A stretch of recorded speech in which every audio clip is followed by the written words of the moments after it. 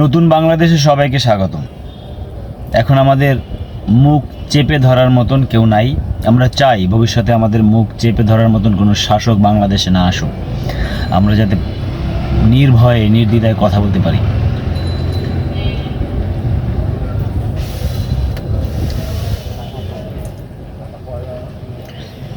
নতুন বাংলাদেশে সবাইকে স্বাগতম। বাংলাদেশ একটা নতুন অধ্যায়ে, নতুন একটা দিগন্তে পা রাখলো। নতুন বাংলাদেশে আমরা চাই এমন কোনো শাসক আসুক, যেই শাসক আমাদের মুখ চেপে আর ধরবে না, আমাদের কেউ আর গলা চেপে ধরবে না, আমাদের কেউ কলার ধরবে না সত্য বলার কারণে। তো বাংলাদেশে এখন পুলিশ নাই, পুলিশবিহীন কোনো রাষ্ট্র তো আর চলতে পারে না।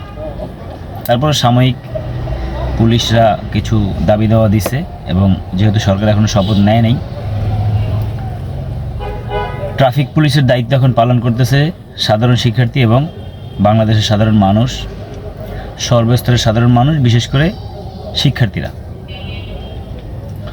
তো খুব সুন্দর করেই তারা পরিচালনা করছে, যেটা ট্রাফিক পুলিশ এতদিন করতে পারে নাই, করে নাই, আমরা দেখি নাই। রিক্সার আলাদা লেন করে দিছে, রিক্সা তার লেন দিয়ে খুব সুন্দরভাবে যাচ্ছে। মানুষ এখন ফুটপাত দিয়ে হাঁটতেছে, বাস ডানের লেন দিয়ে যাচ্ছে, মোটরসাইকেল মাঝের লেন দিয়ে যাচ্ছে। সমগ্র ঢাকা শহরের একই চিত্র। মানুষ জেব্রা ক্রসিং পার হচ্ছে, ফুট ওভারব্রিজ ব্যবহার করতেছে। ফুট ওভারব্রিজের অনেক কমতি আছে ঢাকা শহরে, সেটা পরে ভিডিওতে বলবো।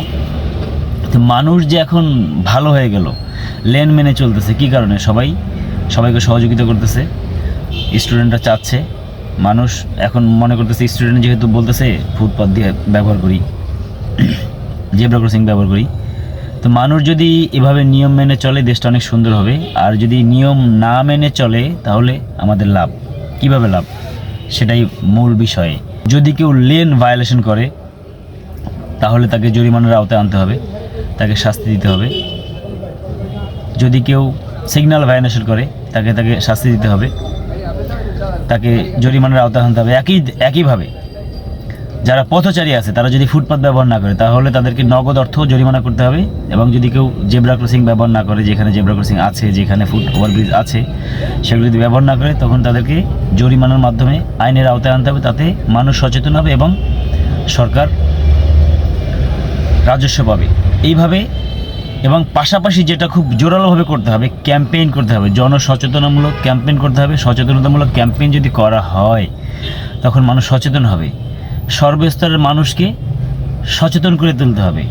এর আগে বিভিন্ন ঘটনা, সামাজিকভাবে ইপটিজিংয়ের শিকার, এসিড সন্ত্রাস, বিভিন্ন জিনিস আমরা দেখতাম যে আগে টিভিতে ব্যাপক প্রচারণা চালানোর মাধ্যমে মানুষকে সচেতন করা হয়েছে, মানুষ সচেতন হয়েছে। এভাবে সচেতনতা বৃদ্ধি প্লাস আইনের আওতায় এনে জরিমানা করা, যাতে রাজস্ব বৃদ্ধি পায়, মানুষ আইন মানতে বাধ্য হবে। সব মিলে এভাবে ট্রাফিক সিস্টেম, মানুষের রাস্তাঘাটে চলাচল অনেক সুন্দর হবে ইনশাল্লাহ। নতুন বাংলাদেশে আমরা প্রাণ খুলে নির্ভয়ে সত্য কথা বলবো ইনশাল্লাহ। এবং যার যার জায়গা থেকে সে তার সত্যটা উদ্ঘাটন করবেন, প্রচার করবেন।